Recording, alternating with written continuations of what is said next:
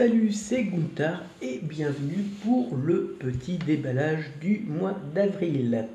Alors, petite parenthèse, cette vidéo, je la fais, on doit être le 7 avril et elle ne sera pas en ligne avant le 19 ou le 20. Raison, eh bien, j'ai plus la fibre, j'ai plus de réseau, j'ai plus internet, j'ai plus de téléphone.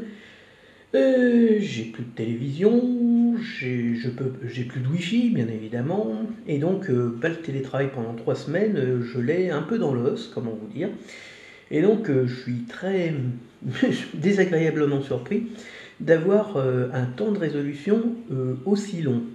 Et voilà, donc petit avant-propos.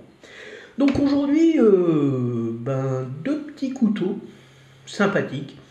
Deux petits couteaux pas chers, un qui coûte dans les 65-66 euros, on va arrondir à 66, et un deuxième qui coûte 34 euros maximum, et qui vient, on va dire, un peu étoffer ma collection dans la collection de couteaux, c'est-à-dire mes couteaux suisses, c'est-à-dire c'est un petit Victorinox.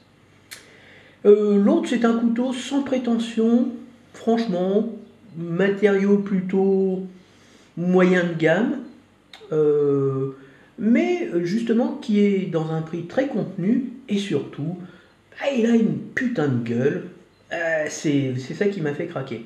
C'est un couteau que j'avais sur ma liste de souhaits depuis très longtemps, mais compte tenu du prix, puis à l'époque en fait il avait une poignée noire, une lame acier, c'est-à-dire gris.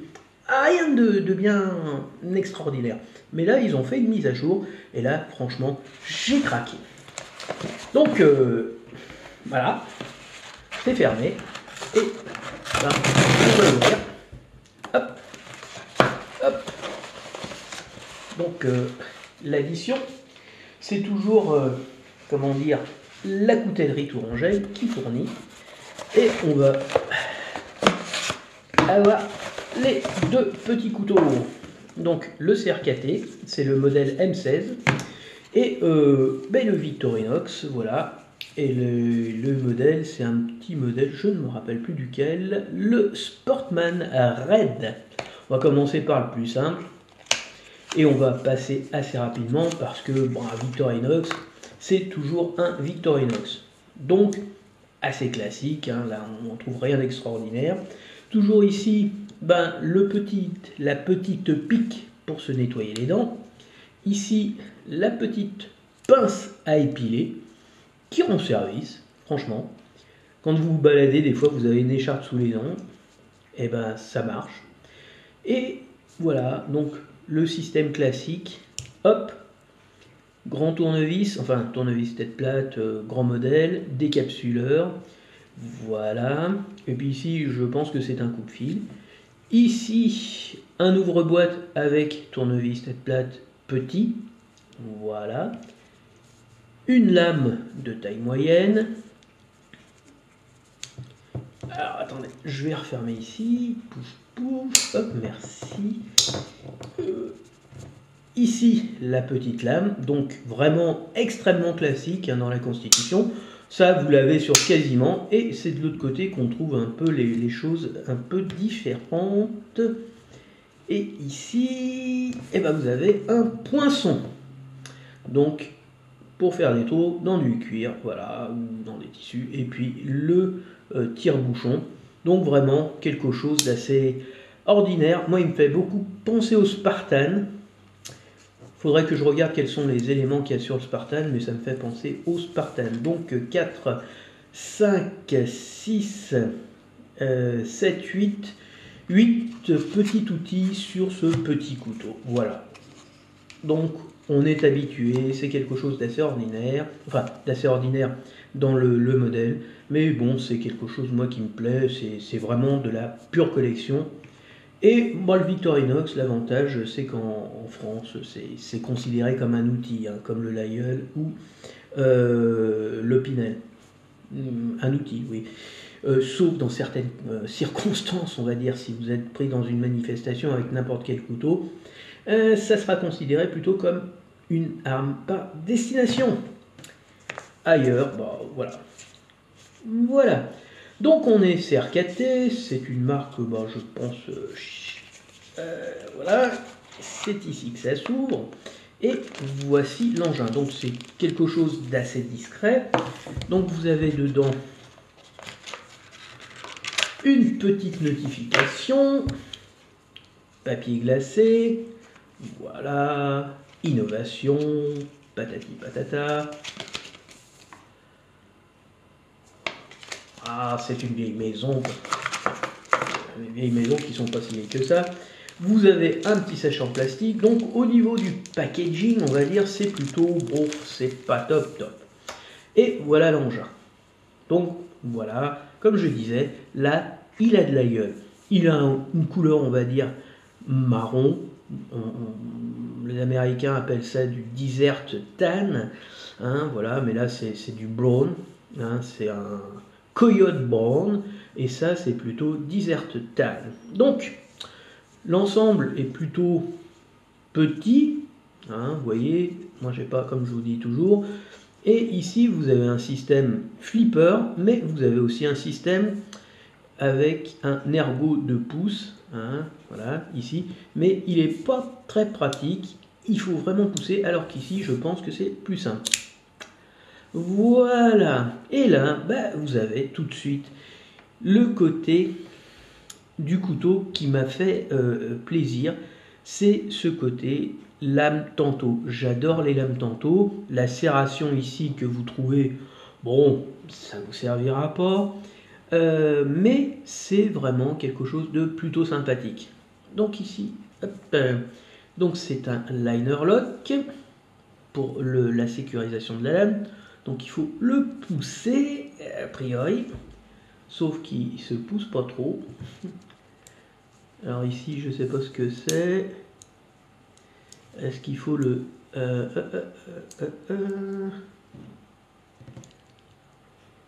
Ouais, alors attends.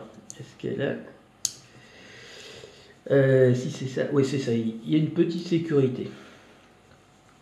Voilà. Donc ici, c'est l'ergot de pouce. Il n'est pas pratique parce qu'il est vraiment à ras de la plaquette. Et donc, il n'y a aucune possibilité de saisir la chose. Sauf à le prendre par ici et pousser. Mais si on prend là, c'est très classique. Là, c'est le flipper. Et ça s'ouvre relativement facilement, sauf qu'il faut donner un petit coup de pouce. Donc, pour le débloquer, bah, il faut appuyer sur cette petite sécurité pour pouvoir débloquer ici. Ce qui est relativement chiant, hein, finalement. Punaise. Et je peux vous le dire, ça coupe. J'ai juste passé un petit coup, voilà. Et putain de Dieu. Ah voilà, c'est ça. Ah. Bon, passons à la description, on va dire, de ce qui compose le couteau. Donc vous avez un couteau en acier assez moyen de gamme, hein, c'est du D2, donc c'est un acier plutôt ordinaire, voilà, et qui a donc avec une lame de forme tantôt, donc une lame plutôt agressive, qui n'est pas destinée à, on va dire, couper du saucisson ou éplucher une pomme, clairement, et qui donne au dit couteau le M16. Et déjà le M16, bah, pour ceux qui se rappellent un petit peu, le M16 c'était quand même le fusil des forces américaines dans les années 80, justement au haut de ce qui était à l'époque la guerre froide. Donc un couteau qu'on qualifiera de tactique, même si, vu sa taille, son poids, c'est plus un EDC, mais en France, il vaut mieux oublier cet aspect EDC, Everyday Carry, parce que c'est vraiment pas le genre de couteau qu'on peut transporter sur soi. Hein, la lame tantôt, c'est clairement une lame à destination offensive. C'est pas, voilà, moi je ne suis pas dans la sécurité, mais c'est clairement pas pour étaler du beurre. Voilà. Et deuxièmement, les plaquettes sont faites en GRN. Alors, c'est un peu comme du FRN. Le FRN, je le rappelle, c'est du Fiber Reinforced Nylon. Et le GRN, c'est du Glass Reinforced Nylon. Donc c'est une poignée qui est fabriquée à partir de fibres de nylon renforcées par du verre, glace. Voilà. Donc ça en fait des choses résistantes. Il est pas trop glissant, on va dire, mais c'est pas le haut de gamme. Hein, c'est un peu comme le FRN. Je me suis vraiment coupé moi comme un con. C'est un peu comme le FRN. Donc voilà, vous avez ça. Et il faut en même temps le pousser, ce qui fait basculer la lame. Et voilà, ensuite. Une fois que tu as pris le coup, mais ça fait tout bizarre. Donc ici, vous avez sûrement un roulement à billes, très souple, hein, très souple. Voilà, il faut donner un petit coup un petit peu plus sec, mais il s'ouvre très facilement. Donc le petit côté que je n'apprécie pas trop, on va dire, c'est le fait un peu d'avoir deux systèmes d'ouverture. Pourquoi en avoir deux quand on a un qui fonctionne très bien? Je veux parler notamment de ce système, voilà, du système flipper, alors qu'ici vous avez un système, donc le fameux ergo là, qui n'est tout simplement pas possible d'ouvrir ici, parce que je vous dis, c'est même en dessous de la plaquette, donc vous n'avez aucune prise, vous ne pouvez pas le pousser, ce qui est complètement con. Donc il faut le prendre par l'avant pour essayer de pousser, voilà. Et donc c'est pas du tout pratique. Et c'est le côté complètement idiot de ces doubles systèmes d'ouverture qui font que lui, clairement, il sert strictement à rien. Donc là, vous avez un roulement à billes qui facilite grandement l'ouverture. Et bon, on va dire qu'il joue le rôle de blocage. Et donc ce fameux système, donc vous pouvez l'accrocher, le mettre dans une poche, le système de sécurité qu'il faut baisser. Et quand on le baisse, on va ouvrir ici, on va pousser ici pour... Voilà. Alors ce qui prouve quand même qu'il est extrêmement souple, effectivement, parce que vous voyez, il se baisse sans aucune difficulté. Là, ça va bloquer sous le pouce, et là, vous voyez, ça se referme sans problème. Ok, donc qu'est-ce que j'ai aimé, on va dire, dans ce couteau? Écoutez, c'est franchement l'allure générale. Voilà, la couleur, l'ensemble de couleurs. Clairement, on a l'impression d'avoir un couteau à destination plutôt militaire défense. Le fameux Coyote Brown, hein, voilà, et avec ce petit côté ensuite Desert Tan. Déjà, il est particulièrement bien associé. C'est deux marrons, on va dire un petit peu, non pas ton sur ton, un marron un peu foncé puis un marron un peu plus clair, mais qui en font vraiment quelque chose de très élégant à voir. Deuxièmement, on va dire la finition de la poignée et des plaquettes, une plaquette ajourée, fait quelque chose qui tape à l'œil. Alors, dans le dernier, je vous dis que j'avais vu, moi ça c'était noir, et la lame, elle était tout simplement couleur acier normal, à savoir gris, un gris clair, tout ce qui est de plus ordinaire.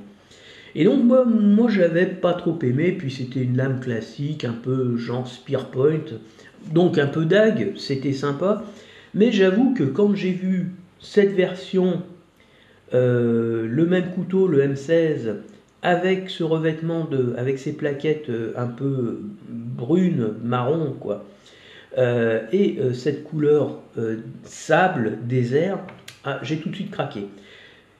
Et il existait effectivement en Spearpoint, donc avec une lame vraiment droite, type dague, hein, voilà. Spear, c'est la lance, hein, c'est la lance.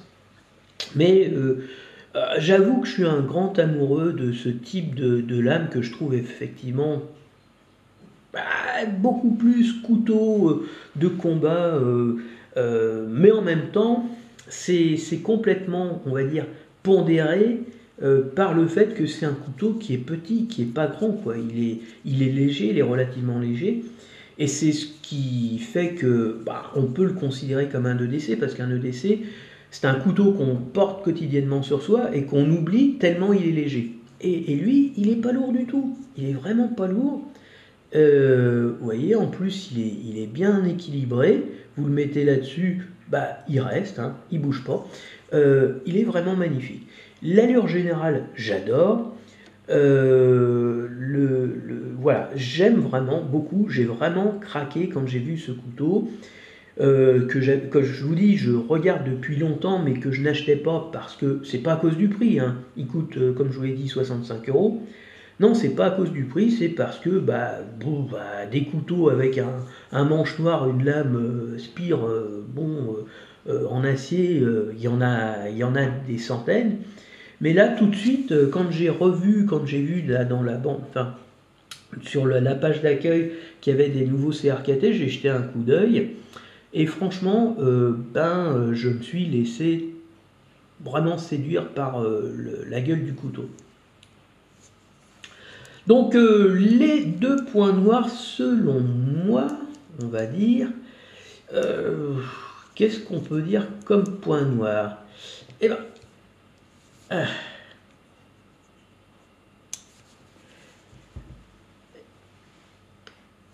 un bon centrage, hein. Je ne sais pas si vous voyez, mais c'est très bien centré.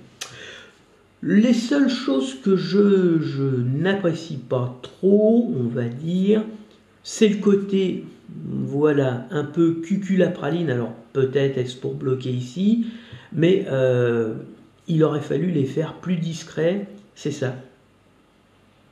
C'est ça. Voilà.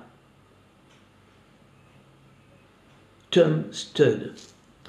Voilà, le thumb stud.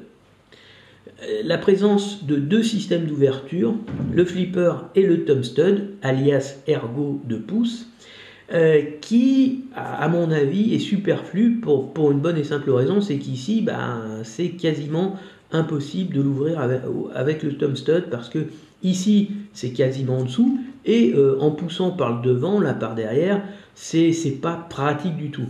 Le système flipper, il marche très bien. Il n'y avait pas besoin de rajouter ça. Alors, est-ce que c'est parce que aussi ça joue un rôle pour bloquer la lame ici? Est-ce que ça joue un rôle parce que ça bloque la lame ici? Ok, peut-être, mais alors il fallait faire quelque chose de beaucoup plus discret à mes yeux, parce que là, ça me fait penser au mec qui est pas sûr de lui et qui a à la fois les bretelles et la ceinture. Et de ce genre de gens, on dit que c'est des gens qui ne sont pas fiables. Voilà. Et la deuxième chose, c'est ce système, voilà, où il faut débloquer ici pour pouvoir pousser là. Et je trouve ça idiot. C'est rajouter une sécurité là où vous avez déjà le liner lock est quelque chose d'extrêmement sécurisé. On ne va pas pousser la languette tout seul comme un con pour se le refermer sur les doigts. Je trouve ça stupide. Alors, est-ce que c'est parce que après vous pouvez le bloquer ici? Non, je ne vais pas pousser pour le casser. Et on voit qu'il reste là et que là, si on force, non, c'est juste qu'il va se mettre en sécurité une fois que vous avez débloqué le couteau. Merde, je fais ça. Voilà. Et effectivement, il s'est mis ici. Et là, donc vous êtes obligé de le baisser, vous êtes obligé de tirer ici, là. Et en plus, il faut vraiment le faire comme ça, quoi. Faire simultanément. Et c'est la deuxième chose que je n'aime pas trop, c'est ce système de sécurisation de liner lock que je trouve complètement con. Et qui est plus gênant qu'autre chose parce que c'est pas très naturel d'être obligé de pousser d'un côté, d'essayer de tripatouiller de l'autre. C'est un peu antinomique, on va dire. Mais globalement, dans l'absolu, moi, j'adore ce couteau. Voilà, j'aime beaucoup ce couteau. Alors attendez, parce que là, je vois quelque chose. Excusez-moi, je vous le retire. Putain, j'ai pas mes lunettes. Je vois strictement rien. C'est peut-être le designer du couteau, je ne sais pas. Là, ici, voilà.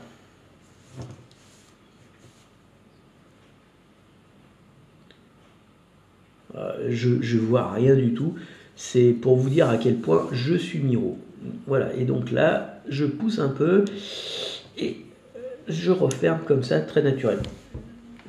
Donc, je disais donc, globalement, c'est quand même un couteau très sympathique. 65 euros, un peu plus de 65 euros, 66 euros.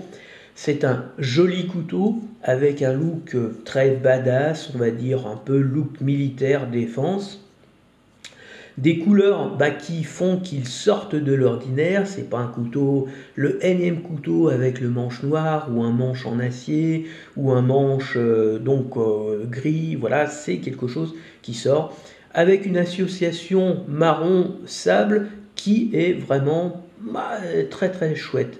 Voilà donc un très joli couteau pour un prix raisonnable avec des matériaux qui ne sont pas forcément le top niveau, mais un prix qui vous permet, quand vous avez une enveloppe de 100 euros, de vous payer un petit Victorinox à côté. Moi, c'est quelque chose qui me convient très bien.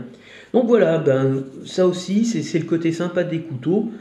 Dans les couteaux, vous avez des couteaux qui coûtent pas trop cher, qui sont pas forcément des couteaux extraordinaires d'un point de vue, on va dire, matériaux constitutifs ou qui constituent le dit couteau, mais qui, dans l'ensemble, quand on regarde le couteau dans l'ensemble, font que c'est un très joli objet, très agréable à regarder, très agréable à prendre en main. Là, c'est très doux, c'est très agréable au toucher et qui s'ouvre très facilement. Voilà, avec ces deux petits points noirs qui sont quand même pas rédhibitoires. Ça, franchement, on s'en fout. On va dire qu'on s'en fout parce que de toute façon, une fois qu'on sait que c'est pas évident d'ouvrir avec ça, voire quasiment impossible, on l'ouvre avec ça.